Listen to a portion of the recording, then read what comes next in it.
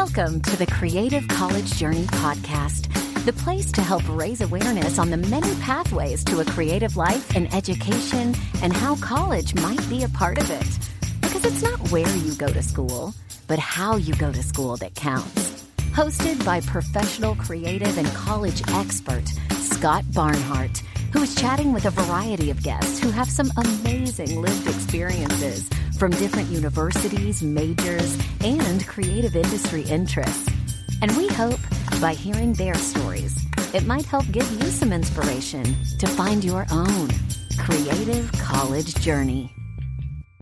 I am thrilled to welcome my next guest today, a former student of mine from the Orange County School of the Arts, and as of 2022, also a fellow Bruin. Go Bruins! Thalia Atallah is a bicultural Lebanese Latinx performer from Los Angeles, California.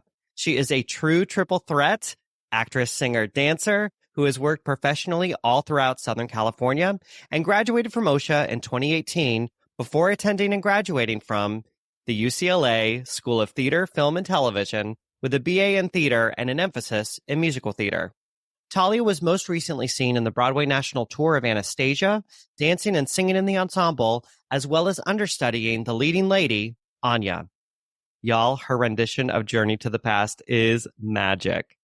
Some other favorite roles include leading player in PIPPIN, Gertrude McFuzz in SEUSSICAL, and Nina in the Heights. On a personal note, I am so proud of Thalia and her perseverance, talent, and growth mindset. It's been nothing short of inspiring to witness her journey. She is pounding the pavement and making a creative life in the entertainment industry happen for herself. Hashtag booked and blessed. Thalia and I only had a single year to work together at OSHA, and I would have happily have taken many more than that. But I have to say, some of the conversations about college that we had that year truly are part of the inspiration for the work that I'm doing today. And for that, I am always, always grateful. With that, please welcome to the podcast, Thalia Atallah. I'm so excited to be here. This is so great. I love that you're in a little bit of a break from your tour. You just got off of the Anastasia tour.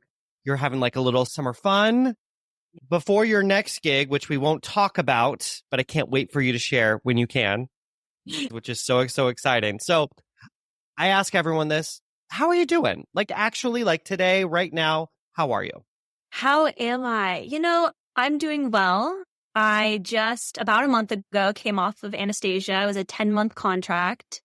And that was it was like a life-changing experience, right? Like I had just graduated UCLA. It was my last week at UCLA and I received the offer for Anastasia. So straight out of UCLA, graduated. It was a big graduation and a big celebration.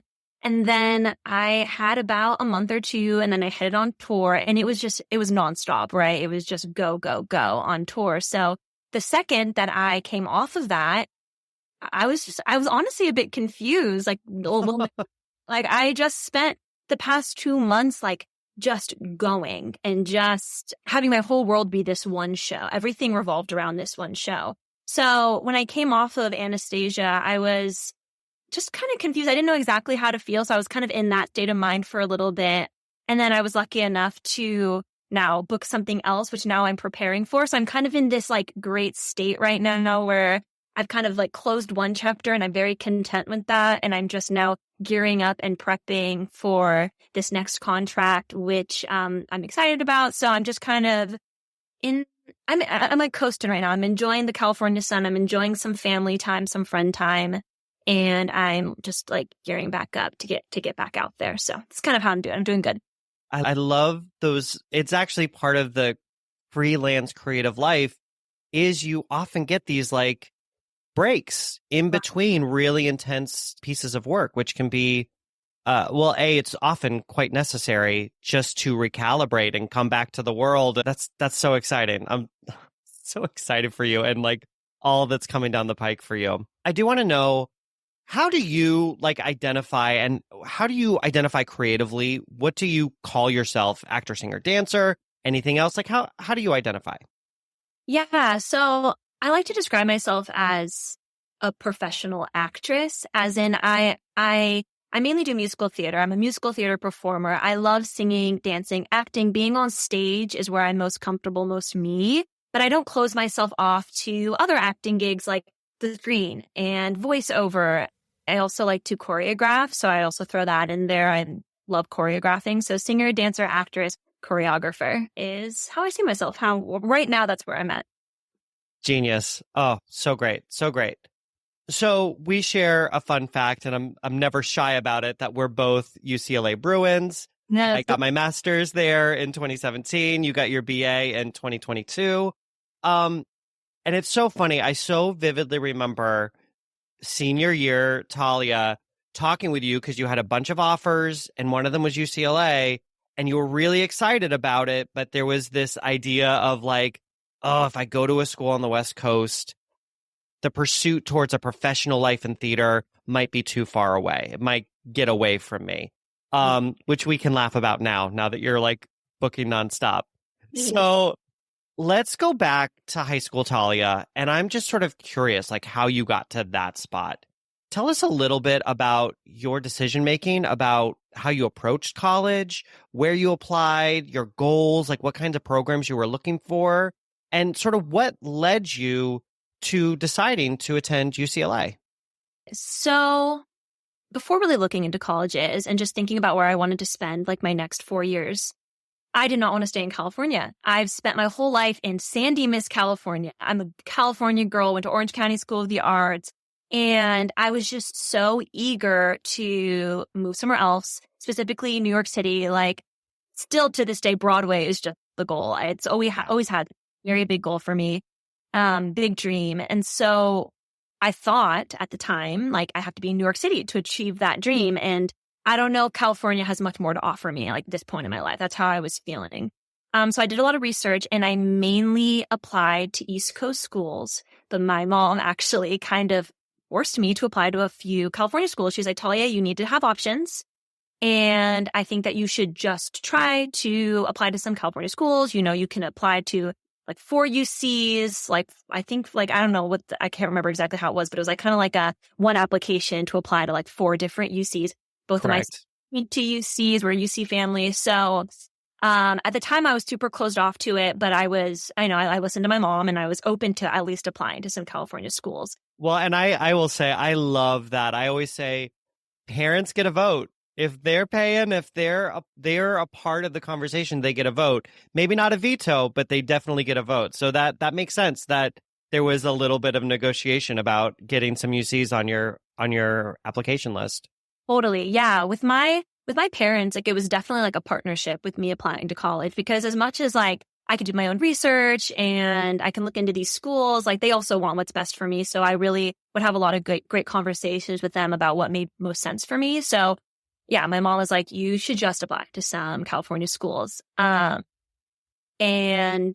so I did. Also, in-state tuition was also a big factor. And it's something that I wasn't just super thinking about. Like at the time, I just wanted to go to the best program and I wanted to be on Broadway. And I wasn't really thinking financials as much as like my parents were. So they were like, hey, you should really think about in-state tuition too. And like those kind of scholarships you can get with being an in-state student. So yeah, I applied to like 11, 12 schools, I want to say, and mainly on the East Coast, because I thought that was like where I wanted to go. So after auditioning and applying to these schools, I was fortunate enough to get accepted into about like 7 schools for musical theater. And one of them was UCLA, and like some other ones were like NYU, Pace, Syracuse. So I had some like New York City options or just New York options. And I ended up kind of narrowing it down to Pace and UCLA. And so we did like the Pace overnight kind of situation where they had musical theater students who are accepted into the school come kind of observe classes, stay the night there, just to see what the program is about. So I went, I want to say, I don't remember what month it was. I just know it was really freaking cold. So I like go there and it's really freaking cold. And I've lived my whole life in California. And I go there and I swear, like I was walking outside. I was like, this was something I was like trying to adjust to actively while I was there. So I was just kind of like uncomfortable and whatever. Like that didn't ruin the trip for me. But I remember instantly thinking, okay, weather, like let's think about this. Like I do not have to like go through this in California, but whatever, like we're going. I go to Pace and I stay the night there and I see it. And it's a great program. It's great for getting students to Broadway, I would kind of say, like, it's right there. And that was kind of something I was really interested in. But I remember just being there and just something didn't feel right. And you always hear that. I feel like I always used to hear that. And I would be like, that's not me. I'm too much of an overthinker. But in that moment, I remember trying to fall asleep in one of the dorms and I couldn't go to sleep because I was so in my head of like I thought this was my number one choice and something feels off. I don't feel comfortable. I feel like kind of weird. Like something about it feels a little like just weird to me. I couldn't like process it in the moment. Yeah. So I finished that. And it's not like Pace is like an awful school. I'm not like poo-pooing Pace. It's more just it didn't resonate. So then that next week I had like the UCLA admitted student like musical theater day. And I get there and it's just the most gorgeous campus I'd ever seen. It was a solid 80 degrees, picnic outside, tour throughout like the beautiful, and it was just like, whoa, like this just seems like lovely. And I was like listening to what the program had to offer and it all just like started kind of making sense. Financially, what the program had to offer and just the atmosphere of it all, I just felt super like content there. And it just totally started to like shift my mindset because I was so closed off to thinking like East Coast, East Coast, East Coast. I didn't even like consider, well, what would it be like to like stay here and go to a school that's like as amazing as UCLA? Like UCLA is the top public university in the nation. And here I am being like, no, Mom, I don't want to go to UCLA before I even knew anything about it. So once I started to kind of like do more research into it, I felt so at home at the campus. I kind of realized what I needed was I needed that like a solid like 4-year college experience. Pace was not like the typical kind of like college the way UCLA is. UCLA has the sports, it has the big campus, it has the amazing academics. And I had felt that Pace was kind of like OSHA. It was like a conservatory driven, it was a BSA conservatory driven program where like everything would be really focused on like singing, dancing, acting. While I thought UCLA for me would make me a little more well-rounded. It's a BA, so it's kind of like 50% academics, 50% theater classes. And I was just excited to kind of like just grow as a person in general versus just like as a musical theater performer. I felt I could like get both out of this school. And then I heard someone say this. I don't know if it was you, but it's just something that resonated with me. Someone had said to me, New York City will always be there. It will be there. So don't feel that pressure to just like go, like, because it will be there. And I felt like I had some growing to do as a person, as a performer. And I felt that that was like the best place for me to do it. So I ended up going to UCLA. I love that story. I don't know if it was me, but I feel like I was one of those voices that was like, it'll be there. There are pathways. The school doesn't actually dictate your industry success. You do. You finding spaces that feel good for you, where you're going to thrive and grow. And that can be almost anywhere. And so I love that assertion. Pace is a great university. It's a great program, but it wasn't a match, which I think that's ultimately what you're looking for. And knowing how the 4 years went for you at UCLA, it was very clear that that was an institution that was a beautiful match for you in that moment. Yeah. You sort of mentioned the idea that you were in a program that was like a little more 50-50, 50% academics, 50%, sort of training, theater driven. How did that feel for you? I also got a BA for my undergrad. I loved it. What was that experience for you? Any like surprising classes that you took that somehow transferred into your thought process as an actor? Yeah, totally. So I enjoyed the BA experience. I mainly enjoy it more for like the long run of my life. Like maybe in the moment, I just want to sing and I want to dance and I want to act. But I just felt like as a human being, I wanted to like just broaden my knowledge on everything. So I just felt that having 50% like these like amazing UCLA classes with these like super studious people and then 50% just honing in on musical theater, I felt was just like a cool like compromise for me, especially because I went to an arts high school. So I kind of like already, honestly, like since I came out of the womb, I knew I wanted to do musical theater. It's just something about me. I just love it. I eat, sleep, and breathe it. So I had no problem in college kind of like spreading it out a little bit and not just like focusing in on musical theater, I took a lot of interesting classes. I mean, this is still kind of theatery, but I took like a Shakespeare English class where we got to like analyze Shakespeare plays, not from like a performance point of view, but as like from an English point of view and a writing point of view, and just like, like learn about his life. And so I felt like I, like for my acting, could better understand Shakespeare and who he was and what and how he created what he created. Then that kind of informs my acting, right? I took this really interesting class. It was like plagues and pandemics in like ancient Greece and all. And so that was a really cool one because it was right after the pandemic. And even Shakespeare was affected by plagues. And I did like a whole presentation on that and like how plagues, like the Black Plague, like informed his writing. So that was also a really cool class because we had just come out of the pandemic. And now here I am kind of getting this like better understanding of how pandemics had like affected people throughout history. So just like things like that, I really enjoyed like during my time at UCLA and like taking a BA versus a BFA. Yes. And it makes for really smart actors, really interesting humans, and interesting humans make great artists by and large. And something that's also unique to UCLA, I'm not sure what other programs offer this, but UCLA, your freshman year, you do something called the freshman experience. And in the freshman experience, there's like 80 theater majors, and then everyone kind of has their emphasis. Like I emphasized musical theater, but during the freshman experience, all of those theater majors are like put together and you all kind of have like the same-ish curriculum, as in you learn about stage management, you learn about lighting design, you learn about costume design, and you just kind of get this like taste of like kind of everything that makes up theater. And of course, sometimes it's a little frustrating because here I am like sewing and I'm like, why am I doing this? I want to go whack my face in my dance class. Like, I don't want to be sewing. But then again, you look back and it's like, okay, well now like after like now I can like look back on these things that I learned and then go on my tour and then better understand what everyone around me is doing versus just being like in my own world. Like I have a better understanding of what the stage manager's job is and the costume designer job. Like I can just kind of really fully understand the world I'm in, which I thought was really cool. A cool experience for freshmen. Oh, and so useful. I love that you connected that to the professional life, because that is one of the secrets to longevity in a professional life, is actually connecting with the full world around you, not just, the people in your exact lane. You do want to get to know the stage managers. You do want to know the wardrobe heads and the difference between a dresser and a wardrobe head and a designer and a stitcher. Like, they're different, and knowing that and honoring that and seeing people for the work that they're contributing. Ooh, that's gold for longevity.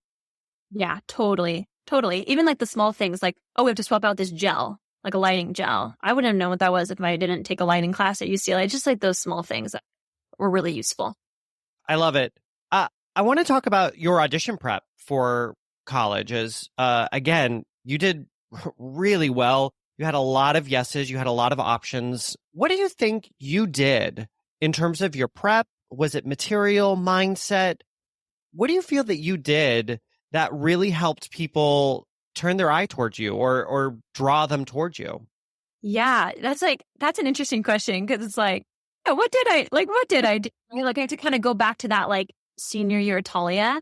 I would say my first step for my prep was really using the resources around me. I was fortunate enough to be like going to OSHA. I used you a lot. I used my voice teacher at the time, Amy Harwell, a lot. Like I used like RJ, he's a great tapper. I asked him to help me with tap. Emily Baggerly, great ballerina, asked her to help me with ballet. I really just like used everything around me to like best set myself up. So I feel like that was my first step, was like, okay, how do I first just like set myself up for success? And that was like having some of those conversations, coming into your office, asking if you had any monologue recommendations, just like those small things, right?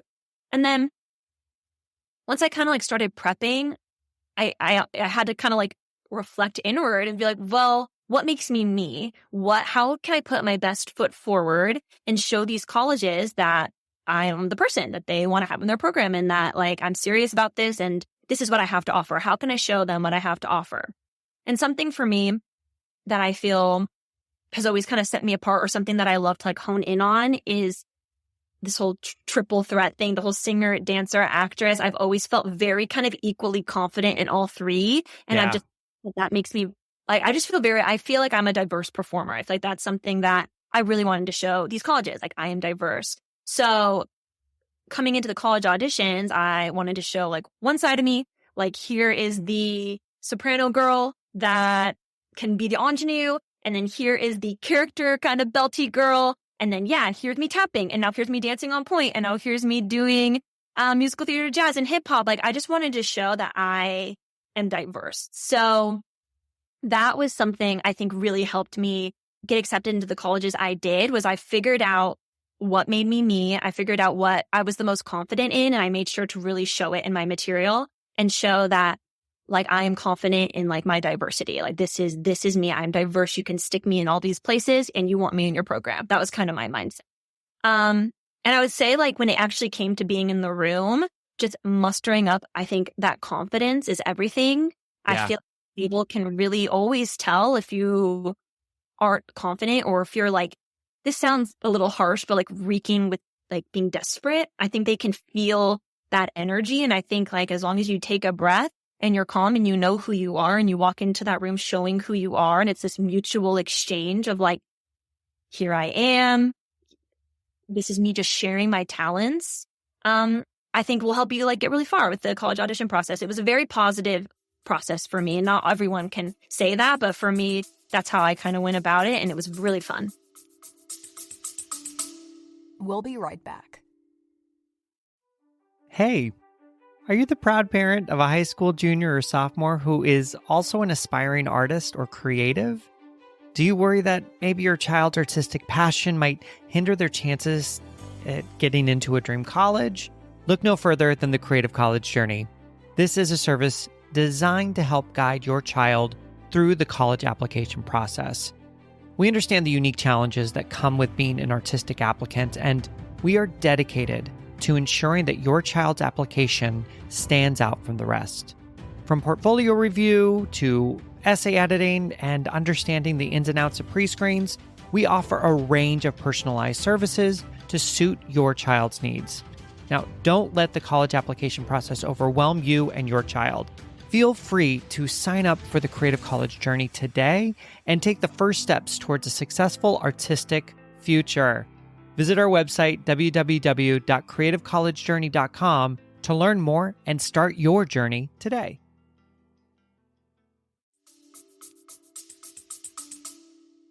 I live for that advice. The way I would sort of like equate it, it's your audition is a gift to someone. You're giving them something. It isn't the thing that's going to get you what you want. It's actually a gift without expectation. Hey, I would love to go to your program, but here's my gift to you. Now you decide, and then you leave it. You leave it in that room. And it sounds like at a really early age, you had some insight in terms of not walking into the room with desperation, which is, it is huge. It's the same in the professional world too, right? I mean, you have to walk in not reeking like if you don't get this job, you won't eat. That's not desirable for an employer. Yeah. Right? Well, like holds you back as a performer. Like, if you're feeling all like that anxious, you're not going to drop into your breast support and hit all those high notes that you normally can hit. So it's just like, you have to like find that confidence, which can be so hard in an industry where you get so many no's. But I think it's just tapping into what makes you you and bringing that to the table. Oh, that's gold. You've learned some good stuff, my friend. You've learned some good stuff. I would love to sort of ask you, you had some professional representation through most of your college career, if I'm not mistaken. I'm curious, how did you balance that? The idea of like needing to self-tape, I'm presuming in your dorm, or like, how did you balance auditioning for professional work while also being a student, which are two very separate things? How did you navigate that? So I've had the same representation since I was like 15. So like my end of my freshman year of high school, I like found representation and I've been with them this whole time. So that's a tricky question because it wasn't easy, if I'm honest. Of course. Because I was so wrapped up in my world at UCLA, I wasn't thinking about what I could do outside of UCLA. So I was living at this place. I was working at this place. I was studying here. Like it was my world, as college is for everyone. But I knew it was important to continue to submit and continue to kind of put myself out there, more just like to put myself out there, not because I really wanted work as a college student. Like I was really great with just getting my degree and then working. It was more just like, I know it can be hard to get representation. These people know me and they send me out for some great stuff. So I persevered and I would submit and and it wasn't always easy because I was usually like in the middle of writing an essay and then all of a sudden I have to submit a voiceover audition and it's just not exactly where my priorities were at the time. But I knew that like in the long run that representation would do me well, and they have. They've gotten me a lot of really great auditions. So it was just like a matter of balance of like, there were some auditions that would come through that I just would be like, I am not going to book this. This is not me. And I would communicate to my representation. And I would also have to communicate, hey, like letting you know, like I am in school and this is where I'm at. You know, it was hard. And not until like, because there was the pandemic, right? So there was about 2 years where I wasn't really affected by my representation because nothing was happening. Sure.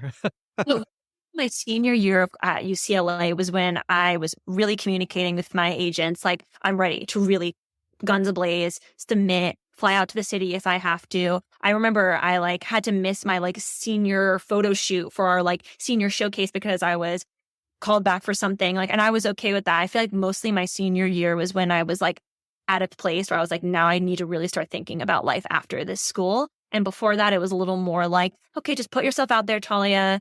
But it's a little difficult to do that. But like, just keep doing it because it's important for your career. That's kind of like what my mentality was. But oh, and I love that it's difficult but not impossible. This idea of building boundaries with representation or building out priorities accordingly. It sounds like you've got great rep if they followed you along with that. Yeah, totally. It's funny because, they signed me when I was like 14, 15. I'm not that same like 14, 15-year-old girl. So there are some moments where I had to hop on the phone with them or meet with them and just be like, hey, like, this is me. Like, let me remind you, like, I do this and I do this. And like, this is like where I thrive. And like, remember, I do musical theater because sometimes they would just send me out on like Netflix stuff. I'm like, hey, like, what about Aladdin on Broadway? Like, that's me, like, you know? So yeah, having that communication, I think, is really important, especially having representation in school. You have to have that communication. Yeah, beautiful. I'm going to ask you a little, this is a curveball question. The clients that I'm working with, I sometimes bring in an agent of chaos, especially if someone has a really fixed mindset on only this major or it has to be this school. And sometimes I just take those single track minds and take it off the table. So we take musical theater off the table. We take UCLA or any of the East Coast schools off the table. If you had to study anything else, what might you study? What is that agent of chaos that you might do that like no one would see coming? Okay. So this is a hard question for me. This was a question I got asked one time in a college interview, and it stumped me because, as I've like already mentioned, musical theater, I eat, sleep, and breathe musical theater. Like that is just what makes me me. So it's hard to like imagine a world without it. But I will say, growing up, I loved watching the news, and I would always tell my mom, I'm going to be that girl. I'm going to be like a broadcast journalist. Like that's going to be me. So I would say I would go into like a field of journalism. I was in journalism at OSHA and I really loved it. Yeah. And I'd be a broadcast journalist. And, that's kind of cheating because that's still performing in a way, but it is something that I think I'm also passionate about. So that's like what I love that overlap. I think that overlap is brilliant. And I think it really explains you and your brain too. I love that because we then, that often says like, oh, what theater are you actually interested? There's probably a little journalistic like underpinning to the theater that you're really drawn to, I would guess. Or it's just fun to sort of think about, ooh, what are the other things that make me me? That's interesting. I don't think I knew that about you. Yeah, totally. Yeah. I do want to talk about something you brought up at a talk back. I brought you back to talk to a senior class after you had graduated. And this is a little bit of a pain point. So I want to acknowledge that. And I'll never forget when you brought language to this. Ooh, it opened my eyes to this and it made me so mad. But again, we talked about this. You applied to 11, 12 schools, got into 7. For any senior, that should be nothing but celebration. That should be just like, wow, look at this accomplishment. And you brought up the fact that with many of your white peers and some parents of those peers, when you would get the congratulations because you're a woman of color, it would be caveated with, oh, but they're looking for diversity. Oh, they're looking for ethnicity, and would diminish your huge accomplishment. Now, like, we can acknowledge the industry, even since then, has grown in leaps and bounds, and still has lots of work to do. We can acknowledge educational institutions have grown by leaps and bounds and still have a lot of work to do. But can we sort of talk about that point of someone naming, oh, well, this is why you got it, versus your skill, your talent, your discipline, which I can speak to is enormous. Can we talk about that experience? And maybe we can also sort of talk about ways some of our listeners can think about approaching this part of the conversation as they move through their college journey. Totally. Yeah, this topic is something that I've lived with for a while now. Growing up in theater as a little kid, I didn't. It was the opposite as a little kid. As a little kid, I didn't understand why I wasn't cast as a Von Trapp or why I wasn't being cast as Annie. And I actually wrote my college like submission video on this. I always like reflected inward on, and like I would see some of my other friends thriving and be like, well, why aren't I thriving? Like, okay, I booked Mowgli, I booked Fiddler on the Roof, but I wasn't like booking some of these other things that my white friends had been booking. And then it wasn't until high school when there was a shift, and that shift was kind of highlighting minorities and people of color. And when that happened, it was exciting. But it also came with a lot of like backhanded comments, demeaning comments, such as, oh, well, of course you got into a bunch of schools, Thalia. Like, I'm a white girl, blonde hair, blue eyes, and you're a person of color. I'm like, what? Like, it would just like throw me for a loop every time. Because how do you respond to that? Because here's the thing. Obviously, in theater, part of your package is your look. That's just part of what you have to offer. Like, as much as you like it or not, like, what you look like, it affects like what the jobs you're going to book sometimes. Yeah. And so sure, that's part of my package is that, yes, I am a proud Lebanese, Puerto Rican, Mexican woman, but that does not mean I don't work just as hard as you, or not, like I don't work just as hard as anyone else. That doesn't mean I don't have the same skill set or more skill set than these other people in the room. It can be like extremely demeaning, and even like literally like last week telling someone about this recent job that I just booked, same kind of thing. Oh, well, yeah, that casting, they will like, it's just known that people of color. So that's great for you. And I'm like, what are you saying? Like, I've worked so hard. I have all of the tools to be doing what I'm doing and to have gotten into the schools I've gone into. And it's just not a fair comment. Sure, we can acknowledge that your look is part of the casting process. Sure. But that is never a reason for like why someone was cast in something. That is not that. Like, a lot of hard work goes into it. A lot of talent and dedication goes into being in this industry. And I think like everyone just needs to recognize that and not like compare yourself to others and put someone down for that reason, you know? So it's like very prevalent in my life, this topic. So it's just crazy. I mean, just thank you for speaking to it. Because I think it's one of those pieces that, and this just is good humanity. Someone else's success is not your failure. Totally. It's just not. It can't be. And so walking through this college experience or a professional experience, we have to be community. We have to lift each other up. Like, and those comments do the exact opposite.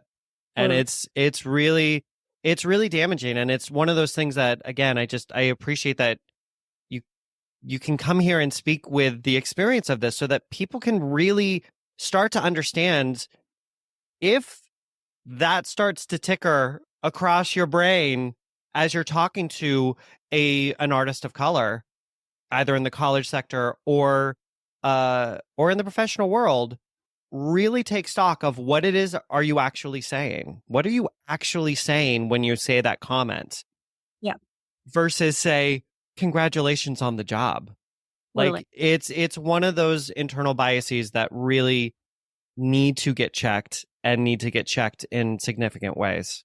Yeah, it's extremely demeaning. And I just think like there's enough room for everyone in this industry. There's room for everyone. Yeah.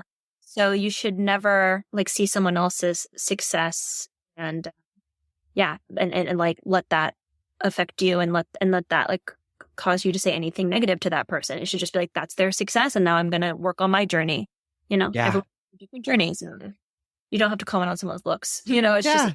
And also make assumptions about what anyone's thinking on the other side of the table, because you don't know. You don't know what the other side of the college table is listening or thinking about or what their decision making is. We don't get that. We're not privy to that information. No. Yeah. And I mean, I will say on the college side, having been on the receiving end of admissions, it is always about the skill set. It's always about the talent piece. Like, because that's the clincher. That is always the clincher. So it's really interesting when people sort of make these kind of snide assumptions. Like this passive, like putting someone else down to make you feel better kind of idea. It's just like, let's not. Like, let's just like, karma will come your way. Let's lift each other up. That's what we should do. Yeah. Thank you. Thank you for going down that path with me. I appreciate it. It's important. Yeah. I do want to talk. I talk with everyone about finances. Colleges are, at all-time highs in terms of tuition. So I ask everyone, from your point of view, going to UCLA 4 years, did you overspend, underspend, or get it just right? Okay. So I think I got it fairly right. I will take fairly right. I'm going to be honest. It's not like my area of expertise. I really had to experience, and my sister was really good about like loans and all of that. So I really had to like lean on some family members with that. But I will say I did not graduate with a bunch of debt. Huge. Not at all, because I had in-state tuition and I had some great grants and scholarships. Something about UCLA that was really intriguing was that they have theater, TFT, theater, film, and television specific scholarships that they give out every year, and they have a lot of them. They have a lot. That awards banquet is epic. Yeah. And it's so easy to supply. You just copy and paste the same application to a handful, but just a bunch of scholarships. And every year I got one, and every year it increased with the amount that I was given. And my senior year, it was like the most. So I would say that was a big pool with UCLA was the cost to go there for in-state tuition, financial aid, scholarship, grants, all of that all together, resulted in me leaving UCLA with not too much debt. So I'm really happy about that. I would not have gotten that going out of state. So it was definitely something I thought about and something I'm happy with right now. Just a little bit of debt, but nothing too crazy. So it's manageable debt that you feel like you'll be able to. And again, having been on the road, it feels like you're in a good place to be able to manage that debt. And I love that. I actually think taking on debt as a young adult, if it's within reason, is actually great training for adulthood. Yeah. Like it is actually, it's not that you can't take on debt. It's just making sure that you're not taking on debt that then hamstrings your ability to go after the thing that you trained for. Totally. Yeah. Like if I was in a bunch of student debt right now, then the idea of soon moving out to New York City to live out on my own and grind there, that would be hard. That would be a hard thing because I'm like, oh, well, I have this student debt, but I also have these plans of moving to this city. Like, what do I do about that? How do I save up enough? How do I get the jobs I need to do to pursue the dream? Because at the end of the day, musical theater is not always going to pay the best, right? So you have to think about those things, unfortunately. And that was a big a big factor in me choosing UCLA. It was like all of the things I've already talked about, plus the financial sides of things. It ended up working out. Amazing. That's a win, and we celebrate those wins here on this podcast because it's just great to sort of know. I know we've talked about this a little bit. You just went on your first national tour all over the nation. You were just everywhere. Your Instagram and TikTok were just like wildly full of fun. Like, it was very nostalgic for me, having once been on the road, like seeing you in all of these theaters and on the bus and just living what looked like just a really fun time. We just spoke to Carla Stickler, and she shared this idea that on her first tour, which happened to be in Asia, she felt like she did not know what she was doing and she was going to get fired at every turn because there were all these things that she sort of had to learn on the job that she didn't feel like she had gotten prepped for from school, which makes sense. School is not always industry driven. I'm curious, did you learn any special lessons or skills on the job with the tour of Anastasia while you were going? Yeah, it was honestly a crazy experience because it truly is. It's your first national tour, so it's like you learn as you go. There were the basic things that school taught me, as in like how to maintain great vocal health, right? But I didn't learn in school how to maintain great vocal health when you're at Colorado Springs elevation. You can barely freaking breathe. And it's just like these little things, right? So no one's there to hold your hand the way that they're able to hold your hand in school. Like, you have your people there, you have your professors that you can talk to, and they're there for you. But you're really there for yourself when you're on the road. So it's a lot of just being independent. Something I really learned on the road, which, UCLA didn't prepare me for this, is being an understudy. It was my first time being an understudy, and that was major. I was understudying Anya, which is like the title character, Anastasia, and that was a very interesting journey, a very difficult journey and rewarding journey, both physically and mentally, right? There's this, like, something that I wasn't prepared for. One was kind of like, you don't get that same attention and rehearsals that the lead gets. Not even Get a tenth if you're lucky. I had one vocal rehearsal, ran the entire show, one rehearsal to get blocking for act one rehearsal to get blocking for act two, a put in. A month and a half later, I made my debut. Like that quick. No one was there to, again, this was like this idea of holding my hand. No one was there to hold my hand. It was very much like, okay, you booked this, we trust you, and now just go do it. Just go do it. Like this, just go do it. We're going to call you one morning and you're going to go and you're going to be the lead, even though you dance in the ensemble every day. That was a very crazy learning curve. Was just this idea of like playing that big of a role at this caliber and just being thrown into it. It's like, is a huge role. I'm nervous. It's a national tour. I'm nervous. And now I'm even extra nervous because I didn't get the same prep as the people around me that I'm like on the stage with, the other leads. So that idea of just really like believing in yourself and like being your own cheerleader and just doing it, that was something that school didn't really prep me for, because in school you go into class, you prep and you do it. You don't just get thrown into things the way you do in the real world sometimes.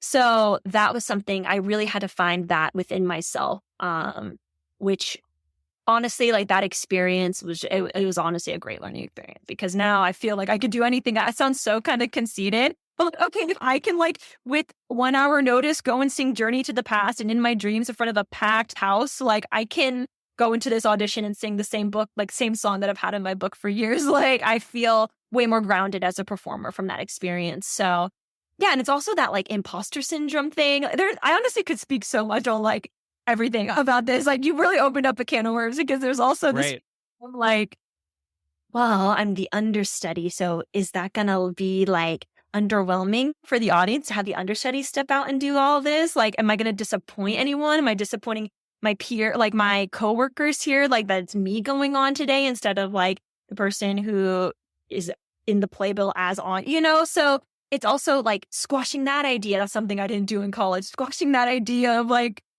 no, like I'm an understudy because I can do it too. There's many girls that can play Anya, and I'm one of them. And here's me. Like, and I'm just as great as any other understudy, any standby, any swing, any person that is just playing the role. That was a big learning curve for me. I was petrified that people would walk into the lobby, read Anya, Thalia Atallah, and instantly be like, oh, dang it. Like, I was so scared of that, and I squashed that instantly. So it's just all those little things that you have to learn along the way. Yeah. A lot of it was just personal growth versus like actual technique and like, yeah, that kind of stuff. It was more just like a personal growth journey on that tour.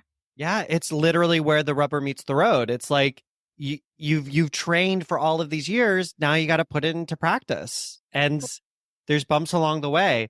Ooh, that understudy piece. Because how could you possibly be prepared for that? Even as college understudies or high school understudies, it's never going to be the same sort of impact or flying without a safety net kind of feel as that. Oh, and I love that imposter syndrome. The like, oh, they're all going to walk in the lobby and then turn around.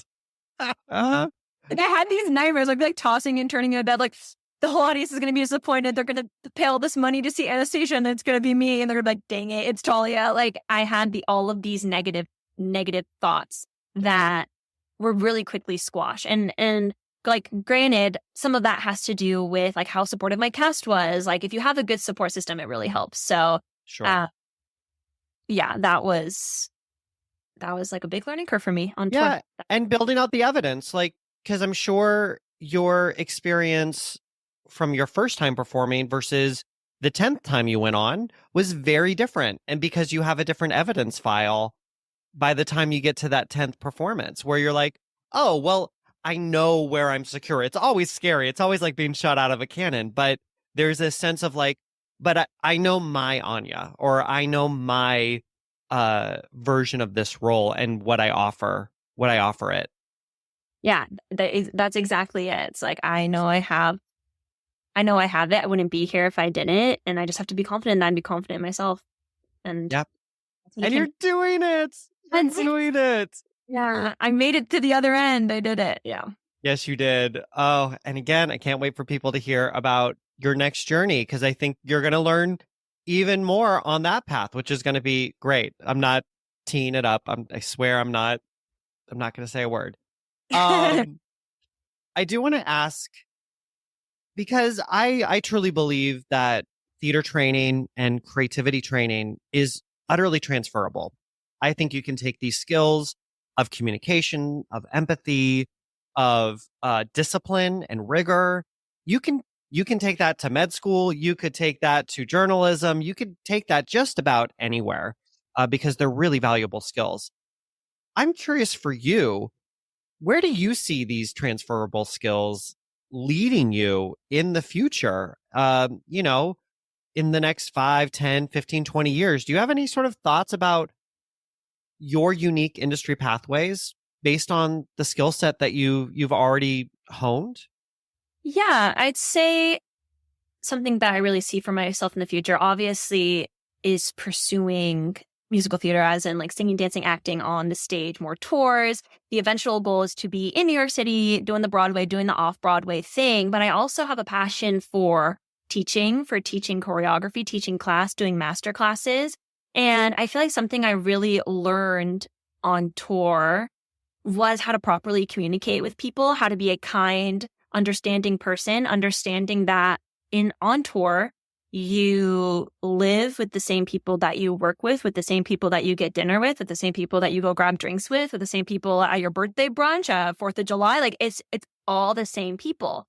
So just understanding those boundaries and those lines of, okay, this is my coworker, but this is also my best friend, but this is also my roommate, but this is also my understudy, but this is also my swing. Like, it's just like, well, not mine, because that's not the proper understudy or a swing. Like, it's all just, it's just navigating those worlds and those relationships is something that I want to like take with me into the future with my future contracts. And I want to be able to I really do have a passion for teaching like what I've learned to others. So being able to like do workshops and like choreograph and like speak on my experiences. I think that yeah, the communication aspect, it's key. It's honestly, it's just being a nice person. That's like the big, not talking badly about others and just being a nice person to everyone. And like, especially because you don't know what someone's going through that day.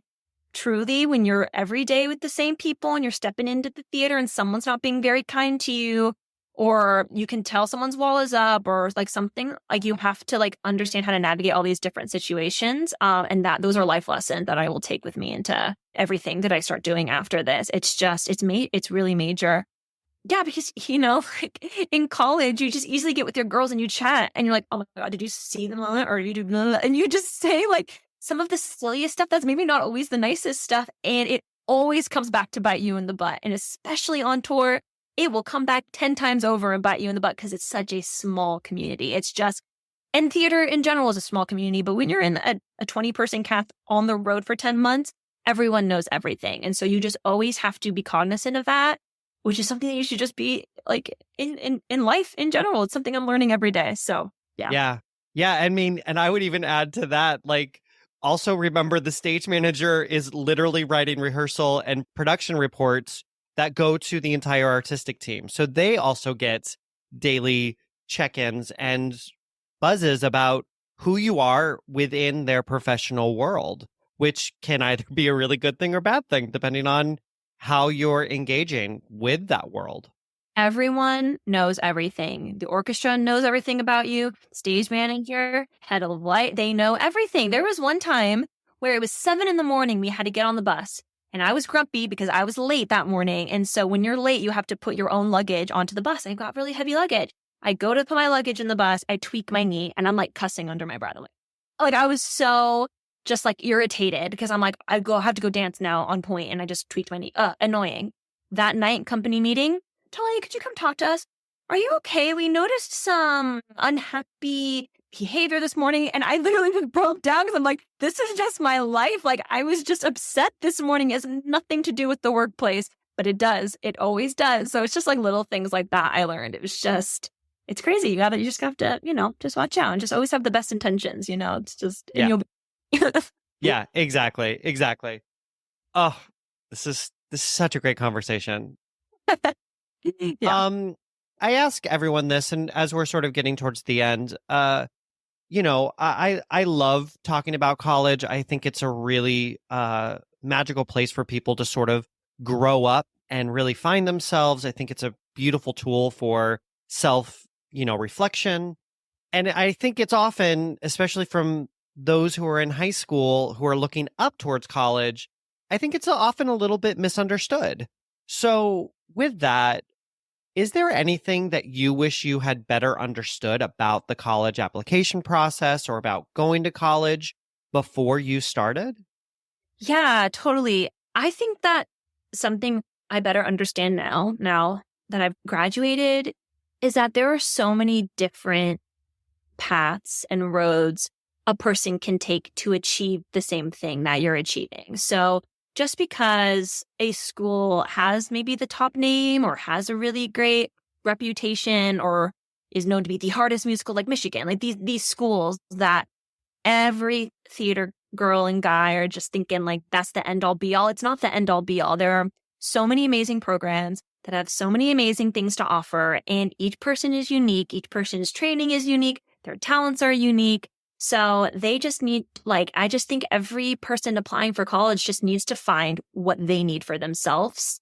Find that in a school versus, well, what's the top school? Like, what is the top school? Because there are top schools, but there's also so much that the college realm has to offer that you just have to do your research and find out what's going to make you the best performer, best person possible, what's going to make you happiest. And maybe that's not always the ranked technical number one school. I think that would be my number one advice, because I remember going into it just thinking I need to go to the schools that everyone says are the best schools, when in reality, I have so many friends going to maybe smaller schools that are coming out with so many tools in their belt, just ready to go and booking and it's because that they found what they needed for themselves and are successful. So that's kind of my advice there.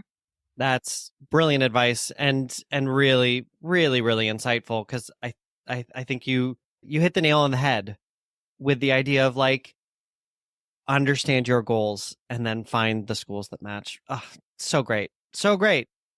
Like I said earlier, proud doesn't even begin to cover the feelings I've got about you and this moment and the beautiful career that's already unfolding for yourself in front of you. So congratulations on all your accomplishments and gigs, and also for just being a great human, because that's what we're about. I can't wait to tell people about your upcoming gig. We'll give some updates when we can. But until then, just congratulations on taking such clear, actionable steps towards making your dreams goals and then just slaying those goals left, right, and center. And really, just thank you for taking your time out today for chatting with us. Of course, thank you. And thank you for everything you do. I know you are just affecting so many students and people out there with what you do. You've affected me so much and have just been such a great support system for me. And so we are so lucky to have you. We're trying. Doing it. So if people want to get a hold of you and see what you're up to, how might they do so? Yeah, so I'm really active on Instagram. My Instagram is hey with 2 Y's, period, Thalia. Hey, Thalia. I have a website, just thaliaatallah.com. And I post on TikTok sometimes. I think that's Thalia Atallah 18. Yeah, I would say those are the 3 major social media sites that you can follow me on. I post all the time. You will not miss out on the journey. This is true. I can vouch for that. And we'll make sure those links are in the episode description. Thank you, Thalia. Again, it's just a beautiful reflections, and so glad to have you in my life, but also to have you share your story with all these listeners. Oh, of course. Thanks for having me. That's another interview episode of the Creative College Journey podcast. We hope this episode with Thalia Atallah was beneficial to you, and want to thank you for taking time out of your busy day to listen.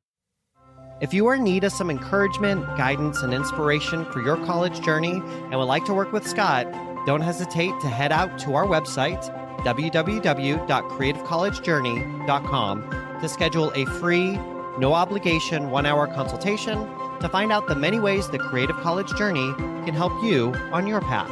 You can also find Scott Barnhart on Instagram at Scott Barnhart. If you enjoy the show, please rate and review us on Apple Podcasts. It really does help others find us. And be sure to come back in the coming weeks for more discussions about creative college admissions, lowering the temperature on the process, and the many industry pathways and transferable skills that a creative education and life can offer. Don't forget, it's not where you go to school, but how you go to school that counts. Thank you!